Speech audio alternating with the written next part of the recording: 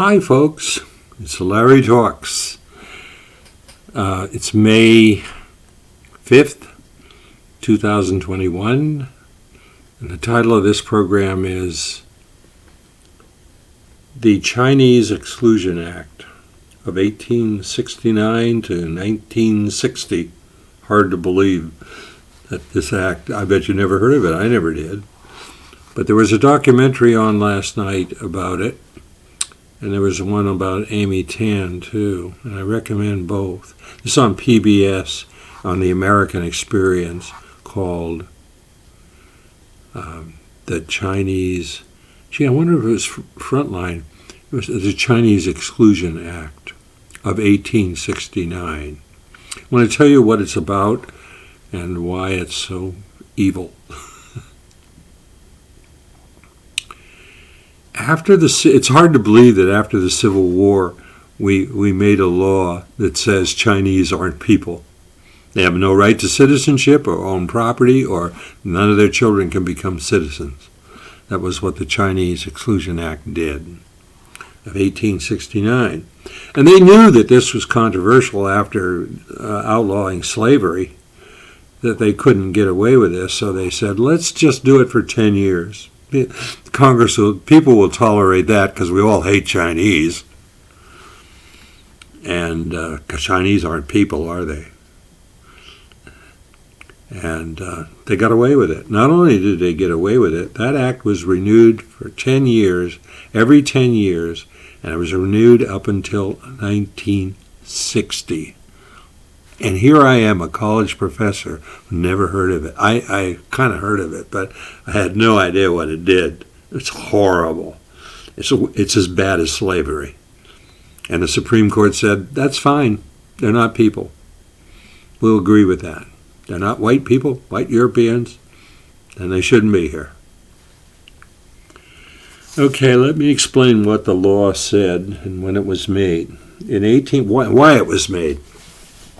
In 1869, and all my source here, all my information is coming from the PBS documentary American Experience called the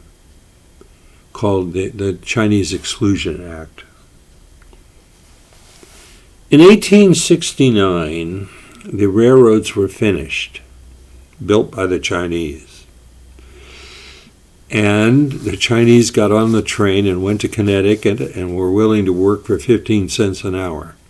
This incensed the unions, so they said, no, we can't have this. These people don't have a right. They're not human.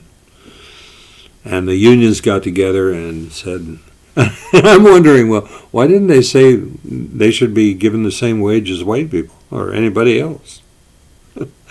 Well, couldn't do that, could we? And the Irish, which I am of, went along with that. It never occurred to them that these were workers and they deserved the same wages as anybody else. And so the unions were all for it. And what shocks me, and what also shocks me is this very day, the reason I'm doing this, is a senator from the South says, we want to outlaw anything in schools that teaches us there's racism in America. We want to outlaw any teachings, all of that negative stuff. Anything negative, you can't say it. Well, hey, this needs to be known. What does the 14th Amendment say? I want to read it to you because these are things denied Chinese for 100 years, from 1869 to 1969. These were, I think that the law was revoked by John Kennedy, I believe. But at that time, I think they say 1960, and I'll buy that. Okay. Oh, let me tell you what the law said. The law said, any Chinese coming from China to America cannot be a citizen. Their children can't be citizens. They can't own property. Unless they're a merchant. I don't know how you prove that. And their wives and children can become citizens. So you see there was an out. Oh, no, we're not prejudiced. We just don't want those bad Chinese coming here. The bad Chinese are not human, but the merchants are human. It's just unbelievable. And it was so unbelievable that Congress itself said you have to renew this law every 10 years because we don't think maybe people won't buy it, and we'll give them the option every 10 years. And do you know what? That law was renewed every 10 years for 100 years. Let me read what the 14th Amendment says, because it denies Chinese these rights, unless you're a merchant, and I don't know how that's proven. All persons born or naturalized in the United States and subject to the jurisdiction thereof are citizens of the United States, wherein they reside.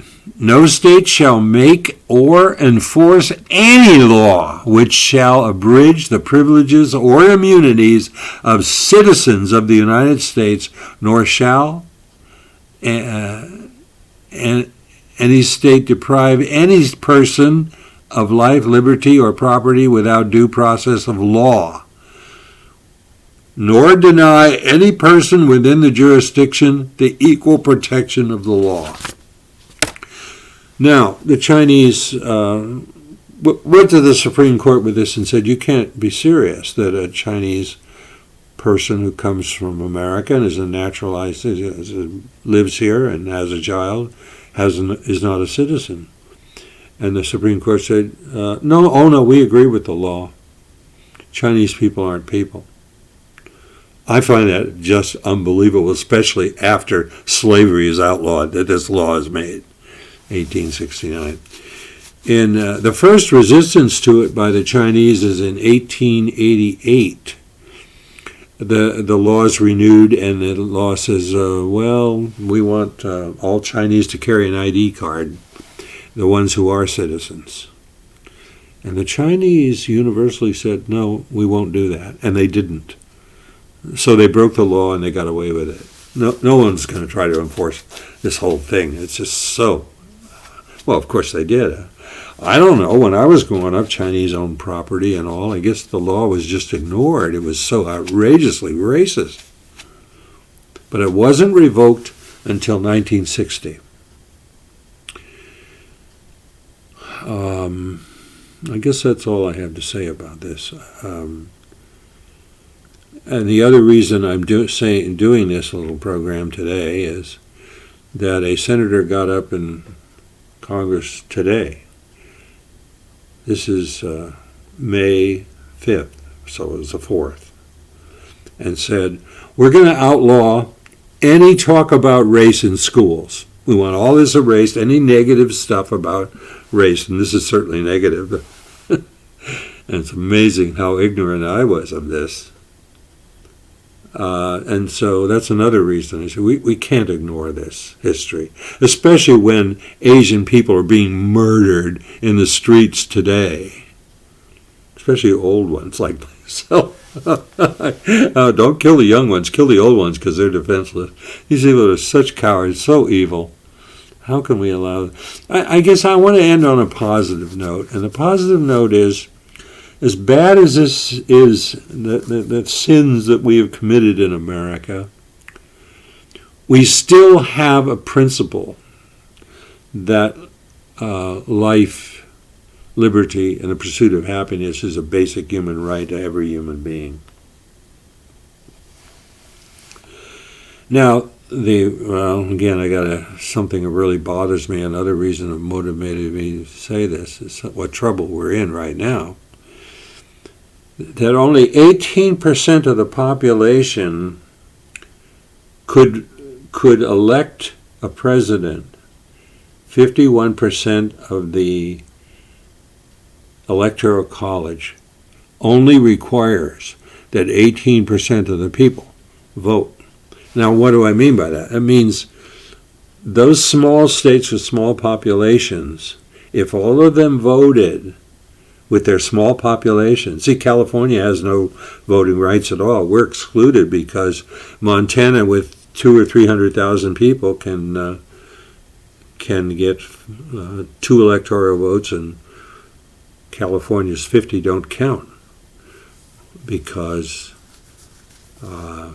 if you have enough small states that vote in the Electoral College. And that's why Trump is so secure, and he feels that he can do this. I mean, I just heard that statistic on the news. I don't know. I would think the Democrats really got a problem. You can't assume that. So, and this is why. And you say, how can anybody? The Republican Party has no platform anymore. They don't need a platform. All they need is power. And that's what they're going to do. They're going to go to gerrymander and electoral college for the small states, and they're going to try and win the electoral college. And it is actually doable. I want to know what the rest of us are going to do about that, because then the minority will be ruling the majority. Well, that's what happened in the election of Trump. And again, I've only heard this in one place. That was only 33% of the population voted in the Electoral College. So 33% elected the President of the United States, and the other 70% just didn't count. That's you and me. I hope. Anyway, I'm done. This is called. I'm gonna do a program on this later. A lot more to say. I want to do something on the gap between the rich and the poor too. Those are the next 2 programs. Let me see. I got to save this. How do I save this?